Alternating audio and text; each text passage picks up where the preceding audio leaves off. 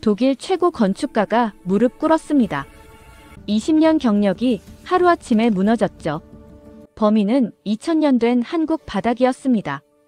베를린 본사 회의실, 경영진이 비웃었습니다. 동양 기술을 왜 우리가 배워야 하나고요. 독일은 바우하우스의 나라예요. 정밀공학의 본고장이죠. 하지만 숫자는 거짓말하지 않았습니다. 에너지 효율 23% 향상, 난방비 37% 절감이었죠. 마르쿠스 슈미트는 확신했었습니다. 독일 라디에이터 기술이 세계 최고라고요. 바닥 난방은 비효율적이라고 믿었죠. 15년 전 민헨 실패가 증거였습니다. 얼룩덜룩한 온도, 천문학적 에너지 낭비, 결국 철거했던 참담한 기억이요. 그런 그가 서울 강남 아파트에서 충격을 받았습니다. 영하 15도 한겨울인데 사람들이 맨발로 걸어 다녔거든요. 반팔 차림으로 생활했죠. 라디에이터는 없었습니다. 창가도 구석도 모두 따뜻했어요. 난방비는 독일의 절반이었습니다. 2년 후 유럽이 항복했습니다. 독일 신축 건물 62%가 온도를 채택했죠. 이유가 우수 사례로 선정했어요. 편견과 데이터의 전쟁, 독일 자존심과 한국 기술의 충돌이었습니다. 지금부터 그 놀라운 각성과 혁명의 기록을 공개합니다. 시작 전 잠시 시간을 내어 구독과 좋아요 눌러주시면 영상 제작에 큰 힘이 됩니다. 그리고 지금 이 이야기를 듣고 계신 곳이 어디인지도 댓글로 남겨주세요. 전 세계 어디서든 함께 해주셔서 감사합니다. 안녕하세요. 저는 마르쿠스 슈미트입니다. 독일 베를린에서 태어나 45년을 살았어요. 독일 최대 건설사 바이어 그룹의 수석 건축가로 일하고 있습니다. 20년간 이 자리를 지켰죠. 12월 첫째 주 월요일 아침이었습니다.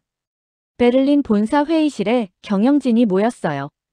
독일 정부가 새로운 프로젝트를 의뢰했습니다. 2030 에너지 절감 로드맵이었죠. 건물 난방 효율을 30% 개선해야 했습니다. CEO가 저를 지목했어요. 마르쿠스, 자네가 맡게. 20년 경력이잖아. 저는 고개를 끄덕였습니다. 자신 있었어요. 독일 기술로 충분하다고 믿었으니까요. 회의가 끝나고 사무실로 돌아왔습니다. 책상 위에 과거 프로젝트 파일들이 쌓여 있었어요. 라디에이터 시스템, 벽난방 설계, 스마트 온도 조절 장치까지 모두 제가 설계한 것들이었습니다. 독일은 난방 기술 선진국입니다. 19세기부터 라디에이터를 발전시켜왔어요. 정밀한 온도 제어, 구역별 난방 조절이 가능하죠. 저는 이 시스템을 20년간 개선해왔습니다. 하지만 한 가지 기억이 찔렸어요. 15년 전이었습니다. 민헨의 한 아파트 단지에서 바닥 난방을 시도했었죠. 저가형 시스템이었습니다. 결과는 참담했어요. 바닥이 고르게 데워지지 않았습니다. 어떤 곳은 뜨겁고 어떤 곳은 차가웠어요. 에너지 효율도 형편없었죠. 입주민들이 항의했습니다. 결국 철거하고 라디에이터로 교체했어요. 그때부터 확신했습니다. 바닥 난방은 비효율적이라고요. 유럽 기후에 맞지 않는다고 믿었죠. 라디에이터가 최선이었습니다. 다음 날 정부 담당자가 찾아왔습니다. 해외 우수 사례를 벤치마킹하라는 겁니다. 어느 나라요? 제가 물었어요. 한국입니다. 그가 말했습니다. 한국이요? 저는 고개를 갸우뚱했습니다. 아시아 국가에서 배울 게 있나 싶었어요. 담당자가 자료를 건넸습니다. 한국 아파트 에너지 효율 데이터였어요. 숫자가 의외였습니다. 난방 에너지 소비량이 독일보다 낮았어요. 하지만 믿기지 않았습니다. 측정 방식이 다를 거라고 생각했죠. 직접 가보시죠. 담당자가 권했습니다. 1월에 서울 방문 일정을 잡았어요. 저는 마지못해 동의했습니다. 사실 기대하지 않았어요. 한국이 독일보다 앞선다는 게 믿기지 않았거든요. 우리는 100년 넘게 난방 기술을 발전시켜왔습니다. 바우하우스의 나라예요. 정밀공학의 본고장이죠. 집에 돌아와 아내에게 말했습니다. 다음 달에 한국 출장 가요. 아내가 물었어요. 뭐 하러요? 에너지 효율 조사요. 저는 시큰둥하게 답했습니다. 솔직히 형식적인 방문이라고 생각했어요. 정부 프로젝트니까 해외 사례 하나쯤은 봐야 하는 거죠. 돌아와서 보고서에 한두 줄 적으면 그만이었습니다. 책상에 앉아 한국 자료를 훑어봤습니다. 온돌이라는 단어가 눈에 들어왔어요. 바닥 난방 시스템이라고 했습니다. 또 바닥 난방이네. 속으로 비웃었어요. 15년 전 실패가 떠올랐습니다. 미넨 아파트의 차갑고 뜨거운 바닥들이요. 입주민들의 항해 전화, 철거 비용, 언론의 조롱까지 생생했습니다.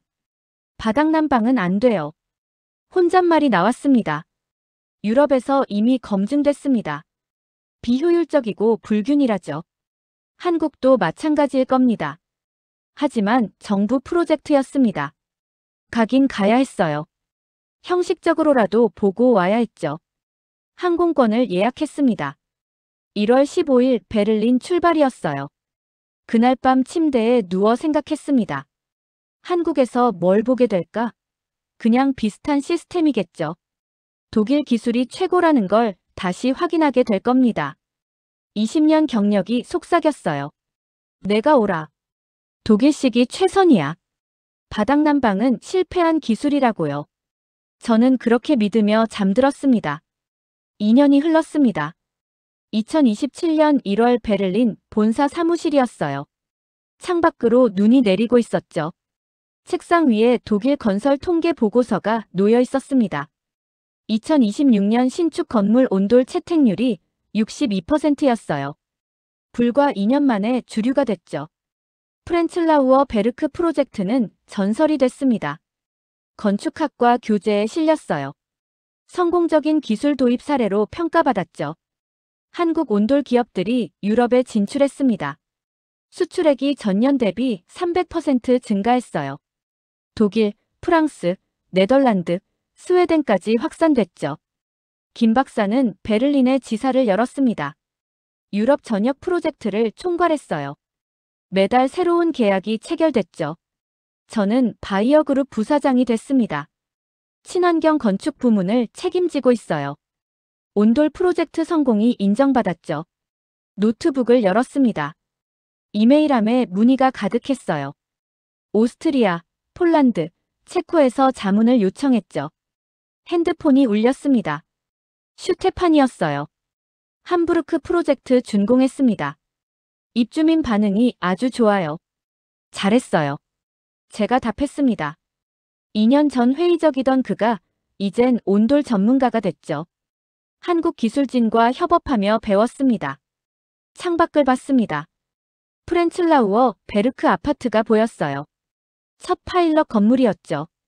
지금도 입주 대기자가 줄을 서고 있습니다. 문득 2025년 1월이 떠올랐습니다. 서울 강남 아파트 그날이요. 신발을 벗고 따뜻한 바닥을 밟던 순간이었죠.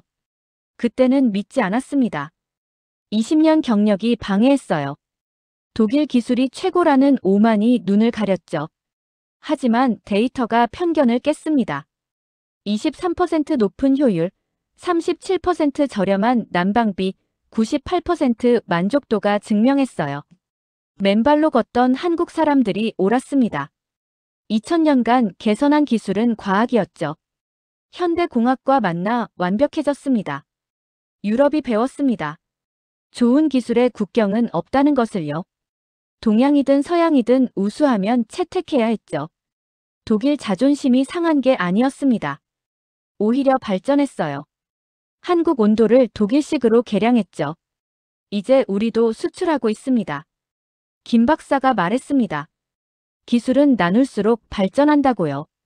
한국이 독일에 줬고 독일이 유럽에 퍼뜨렸죠. 함께 성장했습니다. 아내와 새 집으로 이사했습니다. 당연히 온돌이었어요. 매일 아침 맨발로 바닥을 걸어요. 이제 익숙합니다. 겨울 난방비 고지서가 왔습니다. 작년보다 40% 줄었어요. 아내가 놀라워했죠. 제가 미소 지었습니다. 후배 건축가들이 찾아옵니다. 온돌 설계를 배우고 싶다고요. 저는 기꺼이 가르쳐요. 김 박사에게 배운 것처럼요. 책상 서랍을 열었습니다. 2025년 서울 출장 사진이 있었어요. 강남 아파트 거실에서 찍은 것이었죠. 그때를 기억합니다. 회의적이던 눈빛, 무너지던 편견, 새로 배우던 겸손함을요. 20년 경력보다 중요한 게 배우는 자세였습니다. 창밖 눈이 그쳤습니다. 햇살이 들어왔어요. 따뜻했죠. 2000년 한국 기술이 유럽을 데우고 있었습니다. 좋은 기술의 국경은 없습니다. 1월 이제 저는 확신합니다. 1월 15일 인천공항에 도착했습니다. 영하 12도였어요. 베를린만큼 춥지는 않았죠. 택시를 타고 서울로 향했습니다. 강남구 아파트 단지였습니다. 35층짜리 건물들이 줄지어 서 있었어요. 독일식 건물과는 달랐습니다. 획일적으로 보였죠. 건축가로서 아쉬운 디자인이었습니다. 현관에서 안내인이 말했어요. 신발을 벗어주세요. 잠깐, 뭐라고요? 저는 되물었습니다. 실내에서 신발을 벗는 문화라고 했어요.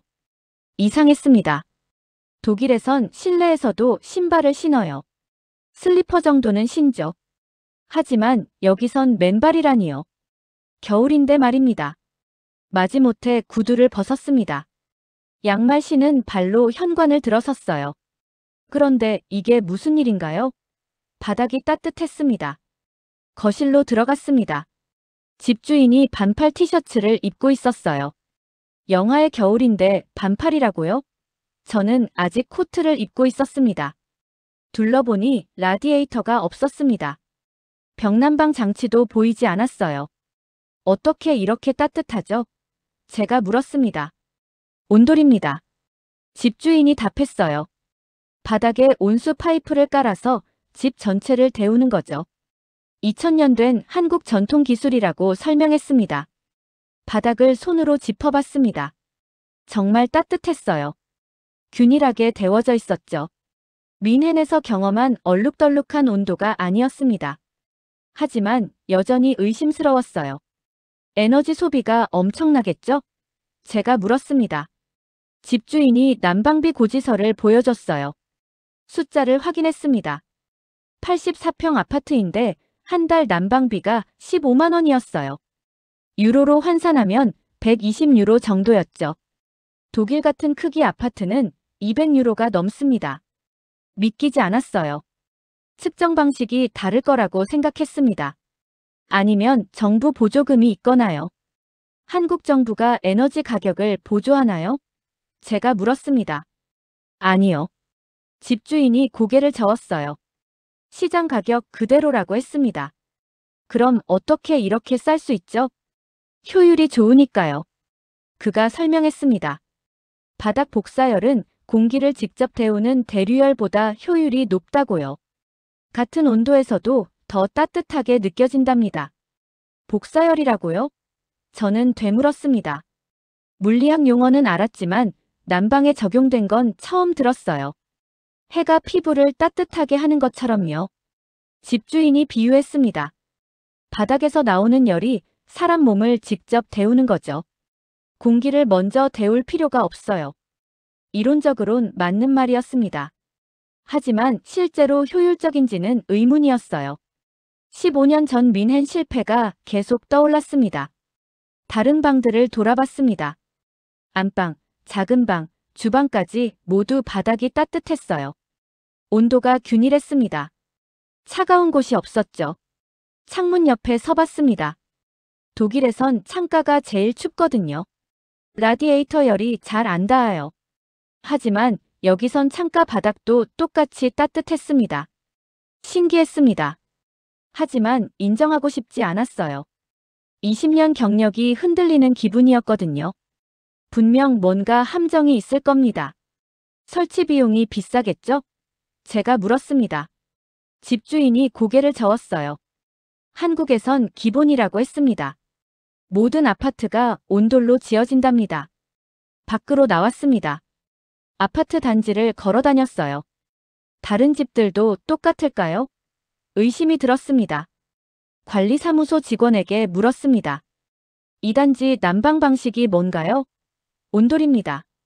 모든 세대가 바닥난방이라고 답했어요. 숫자를 물었습니다. 평균 난방비가 얼마죠? 겨울철 평균 84평 기준 12만에서 15만 원이라고 했습니다. 독일의 절반 수준이었어요. 호텔로 돌아왔습니다. 침대에 앉아 생각했어요. 뭔가 이상합니다. 한국이 정말 우리보다 효율적인 건가요? 아니야. 혼잣말이 나왔습니다. 분명 다른 이유가 있을 거야. 기후 차이거나 건물 구조가 다르거나요. 독일 기술이 최고라는 믿음을 버릴 수 없었습니다. 하지만 그날 밤 잠이 오지 않았습니다. 맨발로 걷던 따뜻한 바닥이 계속 떠올랐어요. 균일한 온도, 낮은 난방비, 반팔 티셔츠의 집주인까지요. 20년 믿음에 균열이 생기기 시작했습니다. 다음 날 아침 한국건축연구원을 방문했습니다. 판교에 있는 정부 출연 연구소였어요. 김 박사가 저를 맞이했습니다. 열화상 카메라를 준비했어요. 실제 아파트 온도 분포를 측정하자고 했습니다. 저는 동의했죠. 데이터로 말해야 납득할 수 있으니까요. 강남 아파트로 다시 갔습니다. 김 박사가 카메라를 켰어요. 스크린에 색깔 분포가 나타났습니다. 빨강과 주황은 따뜻한 곳, 파랑은 차가운 곳이죠. 놀라웠습니다. 바닥 전체가 균일한 주황색이었어요. 온도 차이가 거의 없었습니다. 창가도, 구석도, 문 앞도 모두 비슷한 색이었죠. 섭씨로 보니 22도에서 24도 사이였습니다. 2도 차이밖에 안 났어요. 독일 라디에이터 방식은 5도 이상 차이가 나거든요. 김 박사가 설명했습니다. 온수 파이프가 15cm 간격으로 깔려 있다고요. 열이 고르게 퍼진답니다. 단열재도 개선됐고요. 베를린에 있는 제 집을 떠올렸습니다. 라디에이터 앞은 뜨겁고 창가는 춥죠. 양말 2켤레를 신어야 할 때도 있어요. 온도 편차가 심합니다. 데이터를 달라고 요청했습니다. 김 박사가 USB를 건넸어요. 10년간 축적된 연구 자료였습니다. 에너지 효율, 온도 분포, 사용자 만족도까지 모두 들어있었죠. 호텔 방으로 돌아와 노트북을 켰습니다. 파일을 열어봤어요. 그래프와 표가 가득했습니다. 핵심 데이터를 확인했습니다. 독일 방식 대비 에너지 효율이 23% 높았어요. 같은 따뜻함을 느끼는데 에너지는 적게 쓴다는 뜻이었죠. 이유가 있었습니다. 복사열 원리였어요. 공기를 데우는 게 아니라 사람을 직접 데우니까 효율이 높은 겁니다. 천장까지 공기를 데울 필요가 없었죠. 라디에이터는 달랐습니다. 뜨거운 공기가 위로 올라가요. 천장이 제일 따뜻하고 바닥이 차갑죠. 열 손실이 큽니다. 사람은 바닥 가까이 있는데 말이에요. 더 충격적인 숫자가 나왔습니다. 난방비 비교 데이터였어요. 같은 면적 기준 독일이 한국보다 35% 많이 나왔습니다. 계산해봤습니다. 베를린 제 집은 120제곱미터예요. 겨울철 한 달 난방비가 180유로 나옵니다. 한국 같은 크기면 110유로 정도라고 나왔어요. 믿기지 않았지만 데이터가 명확했습니다. 여러 도시, 수천 가구를 조사한 결과였어요. 통계적으로 유의미했죠. 사용자 만족도 조사도 있었습니다. 한국 아파트 거주자 94%가 난방에 만족한다고 답했어요. 독일은 78%였습니다. 밤 11시가 넘었습니다. 침대에 앉아 생각했어요. 20년간 뭘 한 거지? 독일 기술이 최고라고 믿었는데 말이죠. 15년 전 민헨 실패가 떠올랐습니다. 그땐 저가형 시스템이었어요. 파이프 간격이 넓었고 단열도 엉망이었죠. 제대로 된 온돌이 아니었습니다. 한국은 달랐습니다. 2000년간 개선해온 기술이었어요. 현대공학과 결합됐죠. 정밀한 온도 제어, 효율적인 파이프 배치, 완벽한 단열까지요. 핸드폰을 들었습니다. 베를린 본사에 메시지를 보냈어요. 중요한 발견이 있습니다. 귀국 후 보고하겠습니다. CEO가 답장했습니다. 좋은 소식인가? 저는 잠시 망설였어요. 그리고 답했습니다. 게임 체인저입니다. 노트북을 닫았습니다. 확신이 섰어요. 독일도 바꿔야 합니다. 더 이상 라디에이터만 고집할 수 없었죠. 데이터가 말했습니다. 한국 방식이 우수하다고요. 20년 경력이 무너지는 게 아니었습니다. 새로운 시작이었어요. 2월 첫째 주 베를린으로 돌아왔습니다. 공항에서 택시를 타고 본사로 향했어요. 프레젠테이션 자료를 준비해야 했습니다. 사무실 책상에 앉았습니다. 한국에서 가져온 데이터를 정리했어요. 그래프, 사진, 열화상 이미지까지 모두 슬라이드에 담았죠. 핵심은 명확했습니다. 온돌이 라디에이터보다 23% 효율적이라는 것, 난방비가 35% 저렴하다는 것, 사용자 만족도가 16% 높다는 것이었어요. 금요일 오후 2시 경영진 회의였습니다. CEO와 이사 5명이 회의실에 모였어요. 저는 노트북을 연결하고 첫 슬라이드를 띄웠습니다. 한국 출장 결과를 보고드리겠습니다. 저는 시작했어요. 베를린 프렌틀라우어 베르크 신축 아파트 프로젝트에 온돌을 도입하자고 제안합니다. 온돌이요? CEO가 눈썹을 찌푸렸습니다. 바닥난방 말인가요? 네, 맞습니다. 제가 답했죠. 재무이사가 끼어들었습니다. 마르쿠스, 우리가 15년 전에 실패하지 않았나요? 뮌헨에서 말이죠. 철거 비용만 20만 유로 들었어요. 그건 달랐습니다. 저가형 시스템이었죠. 제가 설명했어요. 한국 방식은 다릅니다. 슬라이드를 넘겼습니다. 열화상 이미지가 나타났어요. 온도가 균일합니다. 에너지 효율이 23% 높고요. 저는 데이터를 하나씩 보여줬습니다. 난방비도 35% 저렴하죠. 기술이사가 물었습니다. 설치 비용은 얼마나 되나요? 한국에선 기본이라 추가 비용이 없다고 했습니다. 제가 답했죠. 여기선 다르겠죠. 그가 반박했어요. 독일 건축 기준이 다릅니다. 바닥 두께, 단열재, 배관 규정까지 모두 달라요. 맞습니다. 저도 인정했어요. 하지만 적용 가능합니다. 한국 기술진과 협의했거든요. 독일 기준에 맞춰 설계할 수 있다고 했습니다. CEO가 팔짱을 꼈습니다. 마르쿠스, 솔직히 말해봐요. 왜 동양 기술을 들여와야 하죠? 우리 독일 기술로 충분하지 않나요? 충분하지 않습니다. 저는 단호하게 말했어요.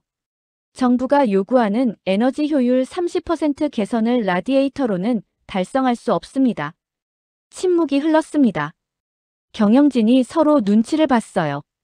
마케팅 이사가 입을 열었습니다. 언론이 뭐라고 하겠어요? 독일 최대 건설사가 한국 기술을 베낀다고 조롱하겠죠. 우리 이미지에 타격입니다. 베끼는 게 아닙니다. 저는 목소리를 높였어요. 우수한 기술을 도입하는 겁니다. 독일 자동차 회사들도 일본 하이브리드 기술 배웠잖아요. 그건 달라요. 마케팅 이사가 반박했습니다. 자동차는 눈에 안 보이죠. 하지만 건물은 다릅니다. 사람들이 알면 비웃을 겁니다. 데이터를 보십시오. 저는 다시 슬라이드를 넘겼어요. 사용자 만족도 94%입니다. 독일은 78%고요. 입주민이 만족하면 언론도 바뀝니다. CEO가 한숨을 쉬었습니다. 위험 부담이 너무 크군요. 전체 단지에 적용할 순 없어요. 실패하면 회사 이미지가 추락합니다. 한개동만 하면 어떨까요? 제가 제안했습니다. 파일럿 프로젝트로요. 성공하면 확대하고 실패하면 거기서 멈추는 겁니다. 경영진이 다시 서로 봤습니다. CEO가 고개를 끄덕였어요. 좋아요. 한개동만 허가합니다. 대신 마르쿠스, 자네가 책임지는 거요. 알겠습니다. 저는 답했습니다. 손을 내밀었어요. CEO가 악수했습니다. 하지만 그의 눈빛은 회의적이었죠. 회의실을 나왔습니다. 승리라고 할 수 없었어요. 겨우 한개동만 얻어냈으니까요. 하지만 시작은 됐습니다. 사무실로 돌아와 한국에 이메일을 보냈습니다. 파일럿 프로젝트 승인됐습니다. 협력 가능할까요? 김 박사가 답장했어요. 물론입니다. 창밖을 봤습니다. 베를린 겨울 하늘이 잿빛이었어요. 싸움은 이제 시작이었습니다. 3월 둘째 주 프렌틀라우어 베르크 공사 현장이었습니다. 10층짜리 아파트 건물 한 개 동이 골조를 드러내고 있었어요. 한국 기술진 3명이 도착했습니다. 김 박사와 배관 전문가 2명이었죠. 독일 건축팀 팀장 슈테판이 못마땅한 얼굴로 그들을 맞이했어요. 현장 사무실에 모였습니다. 설계도를 펼쳤어요. 김 박사가 설명하기 시작했습니다. 온수 파이프는 15cm 간격으로 배치합니다. 슈테판이 고개를 저었습니다. 독일 기준은 20cm예요. 더 촘촘하게 깔면 비용이 올라갑니다. 효율을 위해 필요합니다. 김 박사가 답했죠. 바닥 두께 문제도 있었습니다. 한국은 30cm가 기본이었어요. 독일 기준은 25cm였죠. 5cm를 더 올려야 했습니다. 천장 높이가 낮아지잖아요. 슈테판이 항의했습니다. 입주민이 답답해할 겁니다. 단열 효과가 더 중요합니다. 제가 끼어들었어요. 일주일간 논쟁이 계속됐습니다. 배관 재질, 단열재 종류, 온수 보일러 용량까지 모든 게 쟁점이었어요. 한국 팀과 독일 팀이 매일 부딪혔습니다. 결국 타협안이 나왔습니다. 파이프 간격은 17cm로 했어요. 바닥 두께는 27cm로 조정했죠. 양쪽 모두 조금씩 양보했습니다. 4월 초 본격적인 시공이 시작됐습니다. 바닥에 단열재를 깔았어요. 그 위에 파이프를 배치했죠. 한국 기술자들이 독일 인부들을 지도했습니다. 처음엔 어색했습니다. 독일 인부들이 불만을 토로했어요. 왜 동양 사람 말을 들어야 하나고요. 하지만 정밀한 작업을 보고 태도가 바뀌었습니다. 파이프 배치가 끝났습니다. 콘크리트를 부었어요. 양생 기간이 필요했죠. 2주를 기다렸습니다. 그 사이 언론이 냄새를 맡았습니다. 베를리너 차이퉁 기자가 현장에 나타났어요. 한국 바닥 난방을 한다는데 사실인가요? 사실입니다. 저는 인정했죠. 에너지 효율을 높이기 위한 파일럿 프로젝트입니다. 기자가 코웃음을 쳤어요. 15년 전 민헨 실패를 기억하시죠? 그가 물었습니다. 이번엔 다시 실패하는 거 아닌가요? 이번은 다릅니다. 제가 답했어요. 다음 날 신문에 기사가 났습니다. 한국 바닥으로 독일집 짓는 바이어 그룹 제목이 조롱투였어요. 댓글란이 난리였죠. 독일 기술은 어디 갔나? 돈이 남아도나? 민헨 실패 또 반복하려고 입주 안 하겠다는 댓글들이 쏟아졌습니다. CEO가 전화했습니다. 마르쿠스, 언론 대응 좀 해요. 회사 이미지가 나빠지고 있어요. 결과로 보여드리겠습니다. 저는 답했죠. 5월 말 시운전을 했습니다. 보일러를 가동했어요. 온수가 파이프를 따라 흐르기 시작했죠. 온도계를 곳곳에 설치했습니다. 3시간이 지났습니다. 바닥 온도가 올라갔어요. 열화상 카메라로 확인했죠. 균일한 주황색이 나타났습니다. 슈테판이 감탄했습니다. 정말 고르네요. 그가 인정했어요. 창가도 구석도 모두 같은 온도였죠. 제가 미소 지었습니다. 6월 첫 입주민이 들어왔습니다. 은퇴한 교사 부부였어요. 처음엔 걱정스러운 얼굴이었습니다. 한국 방식이라면서요? 직접 느껴보세요. 제가 권했습니다. 부인이 신발을 벗고 바닥을 밟았어요. 눈이 커졌습니다. 따뜻하네요. 전체 20세대가 입주를 완료했습니다. 여름이었지만 난방 테스트를 계속했어요. 가을이 오기 전에 완벽하게 준비해야 했습니다. 9월 마지막 점검을 마쳤습니다. 모든 시스템이 정상 작동했어요. 이제 진짜 겨울을 기다릴 차례였죠. 슈테판이 제 어깨를 두드렸습니다. 인정합니다. 한국 기술이 대단하네요. 고맙습니다. 제가 답했어요. 하지만 진짜 시험은 지금부터였습니다. 11월 첫눈이 내렸습니다. 베를린 기온이 영하로 떨어졌어요. 본격적인 난방 시즌이었죠. 프렌틀라우어 베르크 아파트 입주민들에게 연락했습니다. 일주일에 한 번씩 만족도를 조사하겠다고 했어요. 모두 동의했습니다. 첫 주 결과가 들어왔습니다. 20세대 중 18세대가 만족한다고 답했어요. 90%였죠. 나쁘지 않았습니다. 불만족한 두 세대를 방문했습니다. 첫 번째 집은 온도가 너무 높다고 했어요. 보일러 설정을 낮춰드렸죠. 두 번째 집은 익숙하지 않다는 이유였습니다. 12월 중순 첫 난방비 고지서가 나왔습니다. 입주민들에게 사진을 보내달라고 요청했어요. 하나씩 메일이 도착했죠. 84제곱미터 아파트 난방비가 95유로였습니다. 옆동 같은 크기는 150유로였어요. 36% 저렴했죠.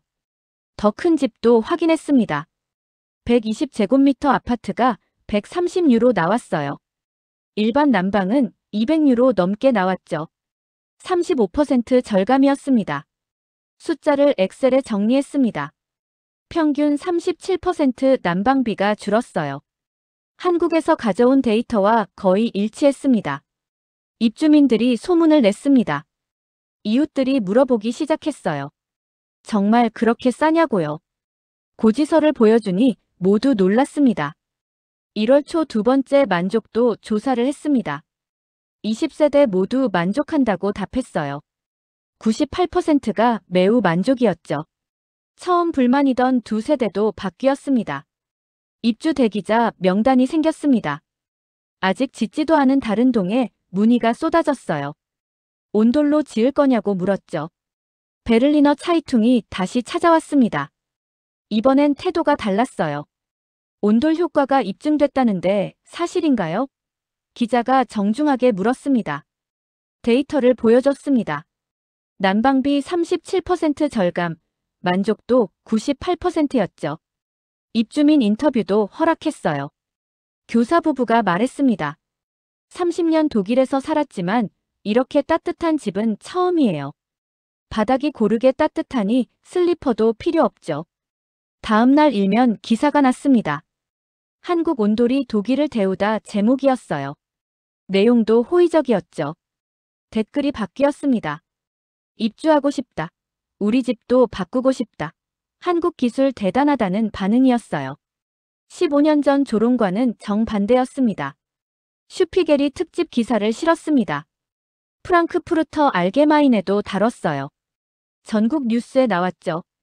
CEO가 사무실로 찾아왔습니다. 마르쿠스, 잘했어요.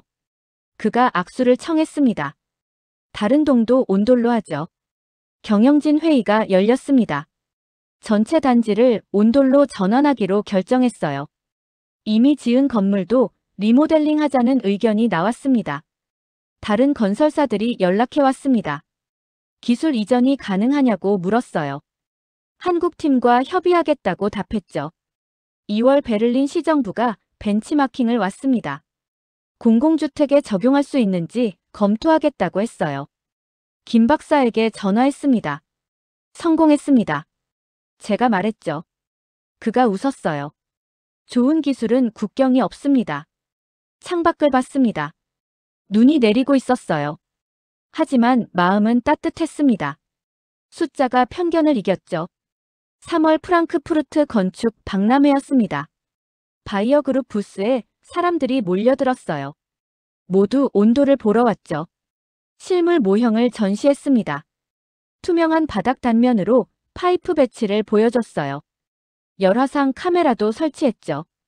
관람객들이 감탄했습니다. 함부르크 건설사 대표가 물었습니다. 기술 이전이 가능한가요?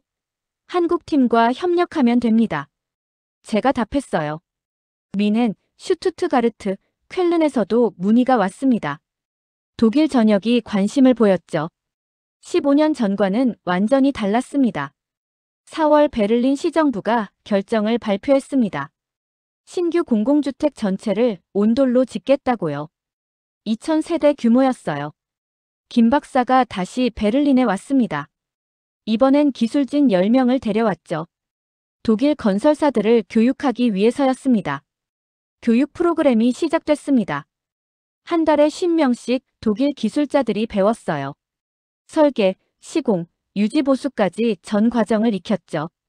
프랑스에서 연락이 왔습니다. 파리 근교 신도시 프로젝트에 적용하고 싶다고요. 네덜란드 로테르담도 관심을 보였습니다. 5월 EU 에너지 효율 회의가 브뤼셀에서 열렸습니다. 저는 발표자로 초청받았어요. 유럽 각국 정부 관계자들 앞에서 설명했죠.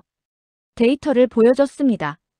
에너지 효율 23% 향상, 난방비 37% 절감, 만족도 98%였어요.